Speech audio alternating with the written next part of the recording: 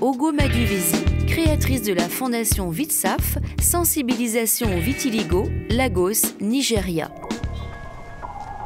Dans le monde, 100 millions de personnes sont touchées par le vitiligo, une maladie qui dépigmente la peau, allant jusqu'à exclure ses victimes de la société. Le combat d'Ogo commence en 2005 lorsque cette ancienne publicitaire découvre une tache blanche sur son front et sa bouche. J'ai suivi des soins médicaux et je n'ai pas eu de soutien. J'étais comme un spécimen qu'on prenait en photo. Je posais des questions qui restaient sans réponse. Je voulais comprendre. Je suis noire et je suis en train de devenir blanche et on me disait « Tu n'es pas la première et tu ne seras pas la dernière ». Ogo refuse cette fatalité et crée en 2009 une fondation qui aborde le problème pour la première fois de manière holistique afin de changer les comportements stigmatisants à l'égard de cette maladie. En pratique, elle incite les patients à consulter un dermatologue pour stopper la propagation de la maladie le plus rapidement possible.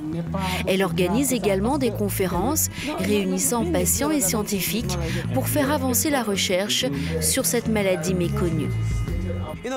Quand on voit toutes ces vies changer et notre impact sur les gens, je ne peux pas m'arrêter. Tous les jours au téléphone, Ogo dispense un soutien psychologique aux patients et à leurs familles. Et pour s'assurer de toucher le plus grand nombre, elle réalise régulièrement des campagnes dans les médias. Grâce à son travail qui a démarré il y a 2 ans, 20% de la population nigériane aurait été sensibilisée à la maladie du vitiligo. Pour être honnête, la chose la plus difficile pour moi, c'est d'aller réclamer de l'argent. Donc je travaille sérieusement à une solution qui nous permettrait de générer nos propres revenus. Depuis 2013, la fondation d'Ogo a changé de statut. C'est à présent une entreprise sociale avec des employés rémunérés. Mon vœu, mon objectif, c'est de lancer un centre spécialisé dans la peau qui prendrait en charge n'importe quel problème dermatologique, parce que c'est vraiment un gros défi.